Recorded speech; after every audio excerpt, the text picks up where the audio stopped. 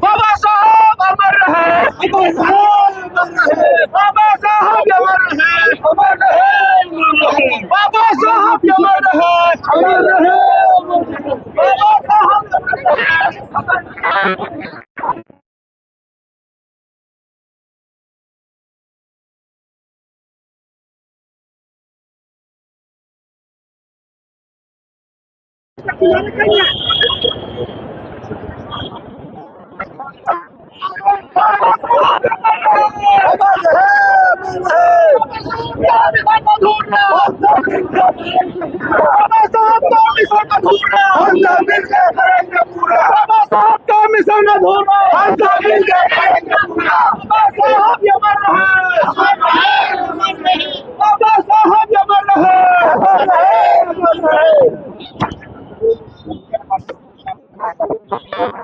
नीचे आ जाओ,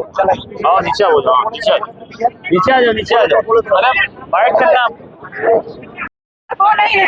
बल्कि जिम्मेदार वो भी है जिन्होंने बाबा साहब के नाम पर सत्ता पाई, और आज उनकी भी जिम्मेदारियों पर कहीं ना कहीं प्रश्न उठता है। और ऐसी कठिन परिस्थितियों में जहां वंचित वर्ग अपने आप को ठगा महसूस कर रहा है, कि हमारी जिम्मेदारी बन जाती है कि हम जनहित सरोकार को रखते हुए आगे जनहित के मुद्दों को उठाते हुए बाबा साहब के विचार, संविधान और उनके दिए बताए हुए रास्ते को सुरक्षित रखते हुए एक बड़ा आंदोलन खड़ा करें, ताकि इस देश में समतामूलक समाज को स्थापित किया जा सके और इस देश के आखिरी पायदान पर खड़े हुए आखिरी व्यक्ति तक वो समता और आजादी को। पल्लवी जी, यूजीसी पे आपने कई प्रदर्शन की आवाज उठाई, मगर क्लास पे रोक लगी लगातार समता समाज क्या कहेंगे?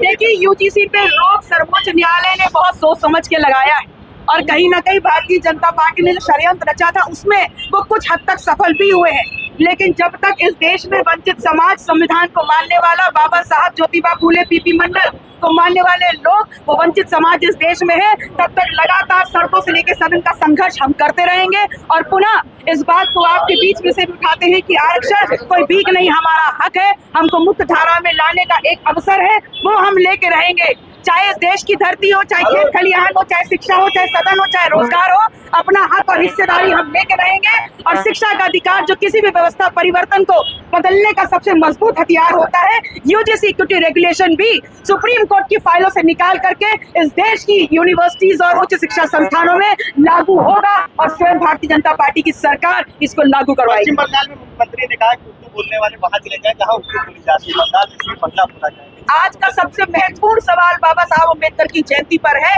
कि समतामूलक समाज की जो एक संरचना उन्होंने बताई थी, उसके लिए एक बड़ा आंदोलन खड़ा करके हम जमीन से लेकर सड़क से लेकर सदनों तक की लड़ाई करेंगे। मैम, भारतीय जनता पार्टी बोल रही है कि हम लोग बाबा साहब को मानने वाले लोग हैं और उनकी जयंती पे उनकी प्रतिमा पर छत्र लगाया जाए। देखिए, वो कह रही है, उससे पहले हमने खुद ही स्वीकार कर लिया कि भारतीय जनता पार्टी की जो सरकार है वो 100% रूप से बाबा साहब के जितने भी प्रतीक हैं उन पे पूजन कर रही है, माल्यार्पण कर रही है। लेकिन बाबा साहब की कही हुए जो विचार हैं, जो उनका बनाया हुआ संविधान है, उसको भी बड़ी गंभीरता से और सप्रत्यक्ष रूप से कुचलने का काम कर रही है, खत्म करने का काम कर रही है।